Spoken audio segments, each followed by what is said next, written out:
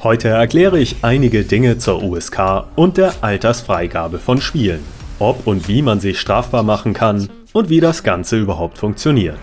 Außerdem kläre ich, ob Fortnite nun ab 12 oder ab 16 Jahren geeignet ist. Was ist die USK? Das Jugendschutzgesetz regelt, dass Spiele, die im deutschen Einzelhandel erhältlich sind, eine Altersfreigabe erhalten. Für die Prüfung gibt es eine Zusammenarbeit von Staat und USK. Das ist die Unterhaltungssoftware Selbstkontrolle, eine Selbstkontrolleinrichtung der Computerspieleindustrie in Deutschland. Ähnlich wie also der TÜV oder die DEKRA für den deutschen Staat Autos prüft, prüft die USK Videospiele. Es gibt dabei 5 verschiedene Einstufungen. USK 0 für Spiele ohne Altersbeschränkung, eine für Kinder ab 6 Jahren, eine für Kinder und Jugendliche ab 12, eine für Jugendliche ab 16 Jahren und eine für Erwachsene ab 18 Jahren. It is us or him. Red Dead Redemption 2, coming October 26th, rated M for mature. Wer prüft das? Die Publisher der Spiele reichen ihre fast fertigen Spiele selbst bei der USK ein. Die Sichter der USK arbeiten ehrenamtlich und werden somit nicht von der Videospielindustrie für das Testen der Spiele bezahlt.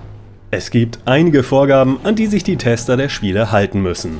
So muss das Spiel komplett durchgespielt werden, bevor es noch einem Prüfgremium präsentiert wird.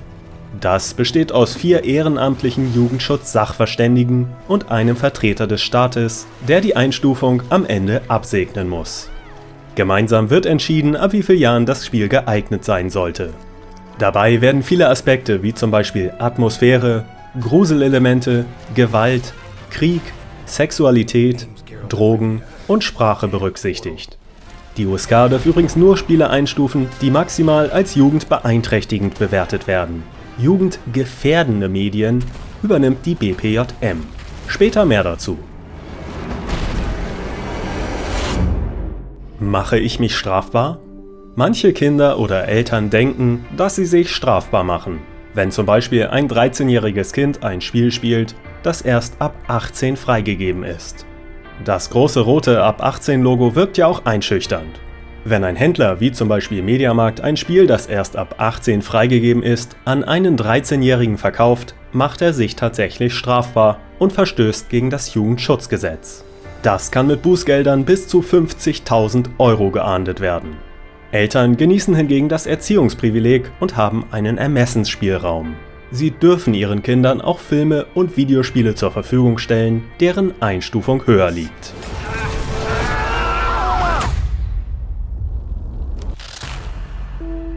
Kindeswohlgefährdung. Wenn ein Kind vernachlässigt wird und zum Beispiel ein 6-Jähriger völlig ohne Aufsicht USK 18 Spiele spielt, bewegen wir uns in dem Bereich der Kindeswohlgefährdung. Nach § 8 des Sozialgesetzbuches kann hier eine Gefährdung des geistigen Wohls oder Gefährdung des seelischen Wohls eines Kindes vorliegen. Von gerichtlichen Anordnungen bis zum Entzug des Sorgerechts in Extremfällen hat der Staat hier Eingriffsmöglichkeiten. Let's dance. BPJM und Indizierung. Die Bundesprüfstelle für jugendgefährdende Medien ist eine staatliche Behörde. Diese darf nur Spiele prüfen, die die USK nicht getestet hat und bereits komplett fertiggestellt sind. Stellt die BPJM fest, dass ein Spiel tatsächlich jugendgefährdend ist, so landet es auf einem Index und darf nicht mehr frei beworben werden. Das heißt aber noch nicht, dass das Spiel verboten ist. Das ist erst der Fall, wenn ein Spiel gegen die deutsche Gesetzgebung verstößt und zum Beispiel verfassungsfeindliche Symbole enthält. Speziell hier erleben wir aber gerade einen Wandel, da die Verwendung von Hakenkreuzen in Videospielen, genau wie in Filmen, von vielen als Kunst angesehen wird und somit von dem Verbot ausgenommen werden kann. In Wolfenstein 2 aus dem Jahr 2017 sind zum Beispiel noch andere Symbole zu sehen. Die neue internationale Version von Wolfenstein Youngblood enthält jedoch Hakenkreuze, hat eine USK 18 Einstufung und kann in Deutschland frei verkauft werden. Da Bethesda sicher gehen wollte, gibt es aber auch eine deutsche Version ohne diese Symbole. Spiele, die tatsächlich gegen das Strafgesetzbuch verstoßen, können auch beschlagnahmt werden und dürfen gar nicht mehr verkauft werden. Man darf das Spiel als Privatperson aber dennoch weiter besitzen. Spiele für Babys? Sagt die Alterskennzeichnung der USK aus, dass die jeweiligen Spiele auch von Kindern in den entsprechenden Altersgruppen verstanden und beherrscht werden können? Nein. Bei einer USK 0 Kennzeichnung ist das wohl auch nur schwer möglich. Spiele ohne Altersbeschränkung können sich zum Beispiel sowohl an Kinder und Jugendliche als auch an Erwachsene richten. Die USK-Einstufung ist also keineswegs zu verwechseln mit einer Einstufung des Schwierigkeitsgrads, sondern Spiele erhalten eine entsprechend niedrige Freigabe, solange sie aus Sicht des Jugendschutzes keine Beeinträchtigungen für Kinder beinhalten. Dazu können familienfreundliche Spiele wie beispielsweise Geschicklichkeits- und Gesellschaftsspiele gehören, ebenso aber Sportspiele, Simulationen, Denkspiele bis hin zu Adventures und Rollenspielen. USK 0 Spiele können durchaus komplex und in der Bedienung schwer zu erlernen sein. Das Entscheidende für die Kennzeichnung ist aber, dass die Spiele inhaltlich unbedenklich sind.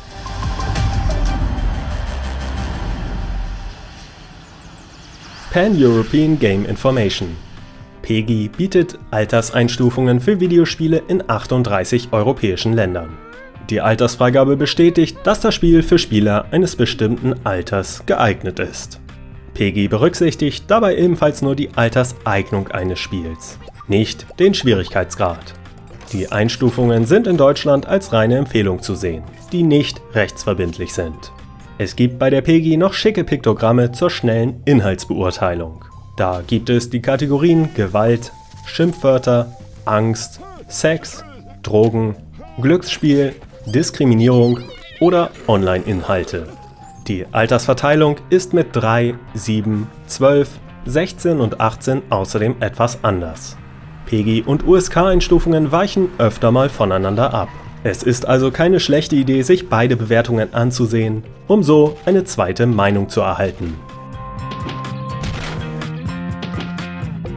Was ist mit Download-Games? Die USK prüft selbst nur Spiele, die auf Trägermedien wie Discs oder Speicherkarten erscheinen. Viele der Spiele kann man natürlich zusätzlich herunterladen. Die vielen nur Download-Spiele, die man zum Beispiel über Steam oder den Play Store herunterladen kann, unterliegen dem Jugendmedienschutzstaatsvertrag. Hierfür sind die deutschen Bundesländer zuständig. Eine eigene Alterseinstufung gibt es von denen aber nicht. Um dennoch eine Kennzeichnung anbieten zu können, gibt es IARC. Das ist ein Zusammenschluss von verschiedenen verantwortlichen Organisationen zur weltweiten Altersbewertung von Spielen und Apps. Hier werden die Spiele anhand von Fragebögen geprüft und erhalten je nach Antworten entsprechende Kennzeichnungen. Wer hier betrügt, fliegt schnell aus den Shops. Vergeben werden nach der Auswertung die landestypischen Kennzeichnungen, wie eben in Deutschland die Logos der USK. Bei uns findet man die über das System erzeugte USK-Logos bereits im Google Play Store, dem Microsoft Store, dem Nintendo eShop, dem Oculus Store und bei Origin. Einstellungen an Konsolen. Eltern können natürlich nicht immer alles kontrollieren, was ihre Kinder tun. Um sicher zu gehen, gibt es allerdings die Möglichkeit, Spiele mit einer hohen Altersfreigabe wie USK 18 an den Konsolen zu sperren. Sowohl die PS4 als auch die Xbox One und Switch verfügen über solche Einstellungsmöglichkeiten.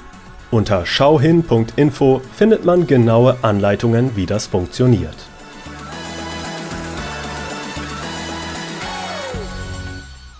Fortnite. Als das Spiel Fortnite unter genau diesem Namen erschien, beinhaltete es lediglich den heutigen Rette-die-Welt-Modus. Das Spiel wurde von der USK geprüft und erhielt eine Eignungseinstufung für Kinder ab 12 Jahren. Nachträglich wurde dann der Modus Fortnite Battle Royale in das Spiel hineingepatcht. Das Spiel wurde dann erst wieder geprüft, als eine Switch-Version des neuen Free-to-Play Fortnites erschien.